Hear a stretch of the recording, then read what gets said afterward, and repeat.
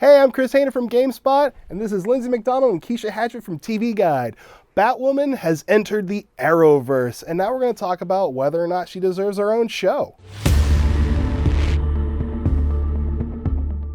We've now seen sort of the backdoor pilot of sorts for Batwoman. We got to see Kat Kane, we got to see Gotham the City, we saw Batwoman, obviously, Arkham Asylum. There's so much to sort of break down. I want to start with Gotham the City because we have Gotham expert right here, Chris Hayner. What did you think of the way that this Gotham was depicted, and how is it different from maybe other Gothams we've seen? This is not the Gotham that I grew up with. This is not Tim Burton Gotham, which is the one I'm so used to and the one that Fox does really well. But it's very cool because it is a city without hope. It's the city that Oliver Queen's been trying to keep Star City from becoming for so many years, except Batman, myth or not, lost that fight. And now he's gone.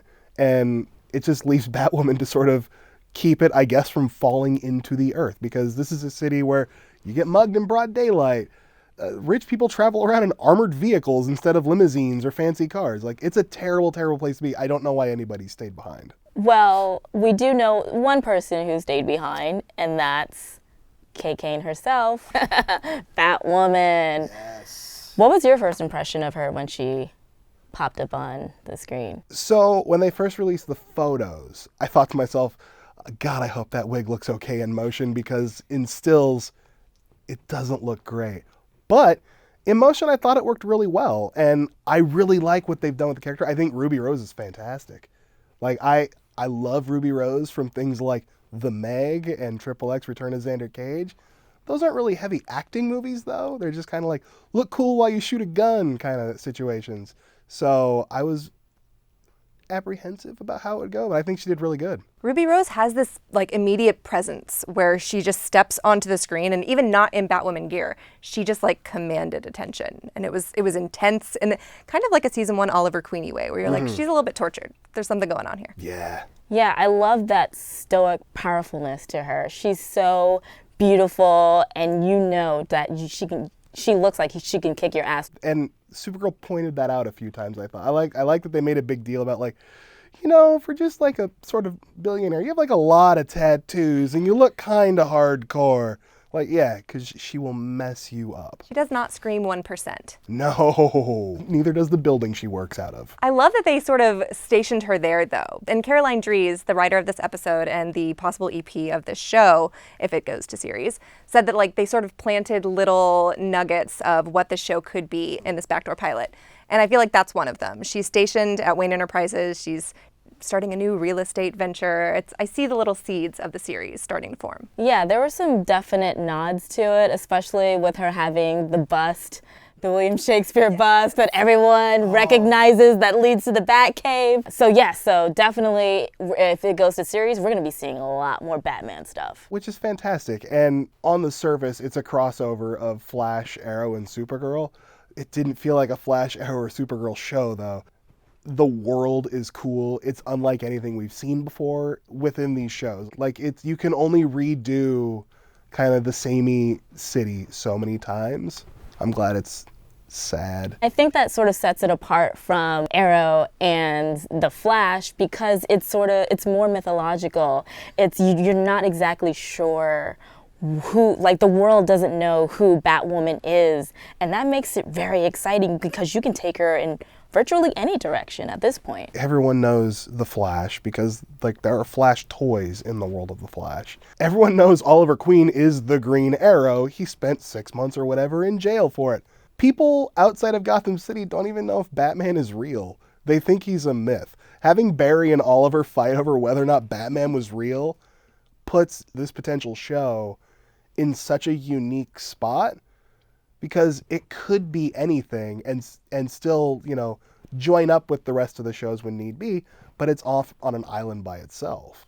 I also really appreciated that was a sort of a little bit of a nod to Arrow and The Flash. These shows have existed for years and years and years, and yet no one has ever mentioned this vigilante Batman who's saving Gotham City on the regular. And I thought that was a very creative and kind of funny nod to being like, yeah, we get it. We haven't mentioned Batman before. we weren't allowed to, but now we can. And we're going to go nuts with it. We're going to throw his name out there as much as humanly possible. So we sort of talked a little bit about the Batwoman of it all, but as someone who has not read any Batwoman comics and is totally new to this universe, I'm very curious about the Kat Kane of it all. Like, who is this woman? What is she about? What's her drive? Like, does anybody want to fill me in? Kat Kane, in the comics, we meet her. She was in the military, and then she got booted because she was gay. You know, the whole don't ask, don't tell policy. And so she came back to Gotham City, got rescued by Batman, and became a vigilante. All the cool kids do it. That's a very, like, Gen Z kick-ass origin story. Yeah, she is a badass. She's also Bruce Wayne's cousin, which they covered in the Elseworlds of it all, which that's the part I'm excited to see them explore. I want to know more about that relationship and how, listen, we all know these CW shows don't really stick to any one version of the canon. They kind of pick and choose and make things up as they go along. I'm really curious to see where they're going to fall in line with this version of Batwoman if they go forward with the show. I'm curious to see how Bruce Wayne's disappearance affects Kat Kane, because we can already see sort of how Batman's disappearance has affected Batwoman. She's alone on the streets in sort of a dead city fighting crime. But Kat Kane lost her cousin, who I would assume maybe they were close, maybe they had a relationship, and it seems very mysterious why and how he disappeared. So that's sort of the character drive part that I'm curious about. Yeah, and I would like to know, like, how is she handling this by herself? How can you protect a city alone? Because every other superhero show we've seen, they are fueled by a team. So I would think that Batwoman herself would also have some people supporting her on the field. We know the Wi-Fi password is Alfred. I feel like, come on. I don't think Alfred's going to be on this show. That would be great. I enjoyed the fact they played up that in her mind, Bruce has a good reason for not being there. So I feel like if there is a show, they have to touch somewhat on their relationship and what it means without him there. Yeah, she has to have a team. You can't have one of these shows with just one person walking around in the dark. Arrow Season 1 learned that. There was a lot of voiceover and a lot of monologuing until he got Diggle and Felicity. And listen, Batman has Robin and Batwoman can have a sidekick too. Why not? This might be a controversial opinion. More costume people, the better in my book. I'm on board. Have fun. If DC is really hands off in regulating what they can use now, and if they can use these characters they weren't allowed to touch before, go wild. I want to know who you guys want to see from the actual Batman universe. Which villains you want to see her go up against? Scarecrow. I love me some demented Arkham craziness. And also, I'm just a really big fan of Cillian Murphy, so I just want him to come back as Scarecrow. Cillian Murphy's not going to come to a CW show. You know what, Chris? Never say never. Never. Never. It's never going to happen. Cillian Murphy will never come to the CW. Justin Bieber wrote He's a song. a highly respected actor of film and probably stage. I don't know if that's true. He will never come to the CW. I'm going to follow the Justin Bieber School of Philosophy and say never say never.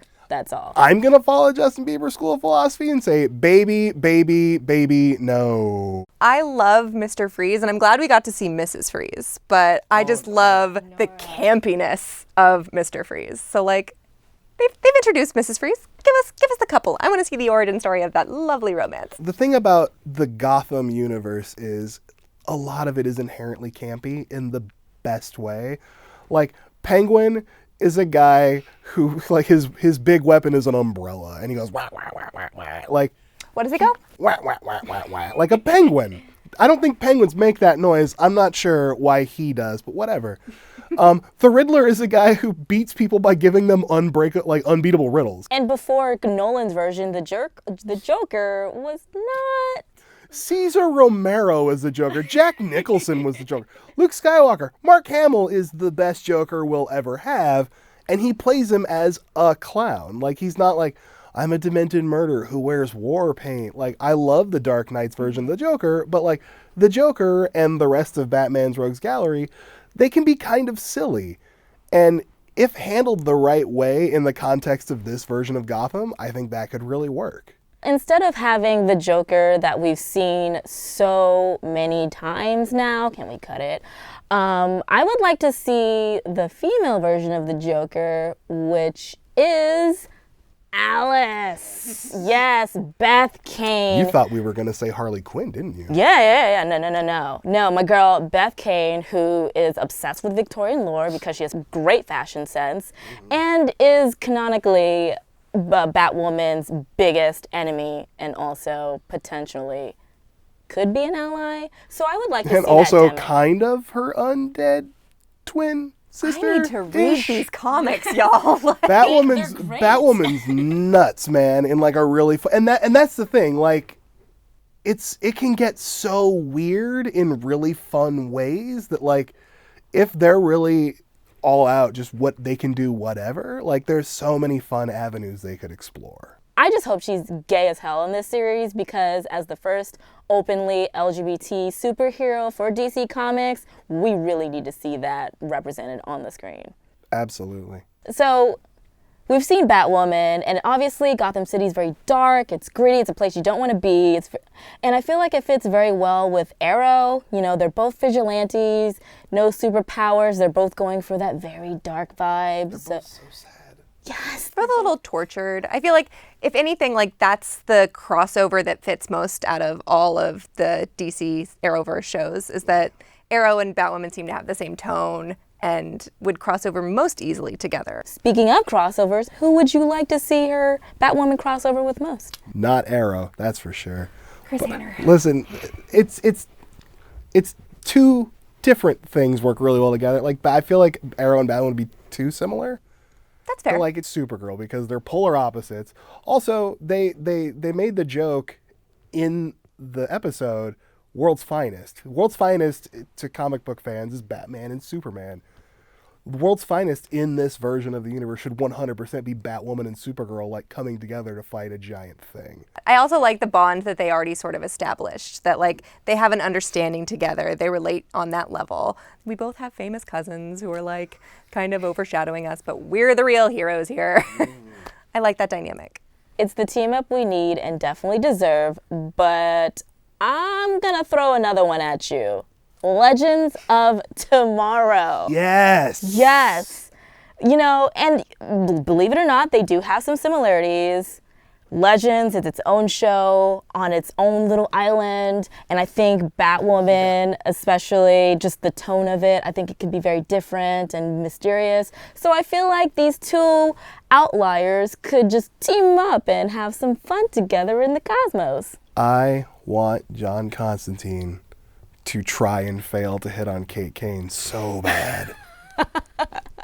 That's all I want in my life is for John Constantine to, like, really, like, I think I have a shot with this woman. No. Don't. Try it anyway, John. Why not? Speaking of, did we see Kat Kane try and hit on Kara for a second? Is that what happened? I felt those vibes. I mean, Kara didn't like reject her or anything. She just moved on very quickly. But like, I would be like, hey, there's a different Danvers sister that you might have more luck with. Like, Yeah. The little moment they shared at the end of the episode where she's like, well, I know who you are too, Kara Danvers. I'm like, oh, you guys, I love this chemistry. Wink, wink, nudge, nudge, crossover. More. All right, so it's time to vote. Batwoman series, yay or nay? Yay. hard yay. Hell yay. It seems like a no-brainer. Like, after seeing what we saw, it could have gone terribly. Let's be real here. We remember Hawkman and Hawkgirl. We remember the Hawk Barista, right? It did not work out well, and it made for a very clunky first season of Legends of Tomorrow, a show that was not good at the beginning. This was such a good introduction. How could you be anti a new Batwoman show? I think it fits in really well. We can just add another show to Greg Berlanti's 100 million TV shows currently on the air right now. Won't matter to him. And this time next year, we can have Batwoman in the 4-way crossover. I say bring Legends back. Make it a 5-way crossover. Kill all these people. We say there's too many superhero shows on TV. And there are. And yes, to an extent, there is. But a lot of them are the same. And so this would be different. So why wouldn't you want to do it? I will also say we don't know how many seasons Arrow has left in it. I think 1, maybe 2 more before that show sort of goes quietly into the good night. And this really sort of fills that hole. We'll have a dark, gritty billionaire superhero with gadgets running around a very dark city that gets attacked every May. Yeah. All right, guys, so you've heard what we think of Batwoman. We want to hear what you think, so leave a comment down below and make sure to follow Gamespot and TV Guide on social media. And keep your eyes peeled for our next crossover.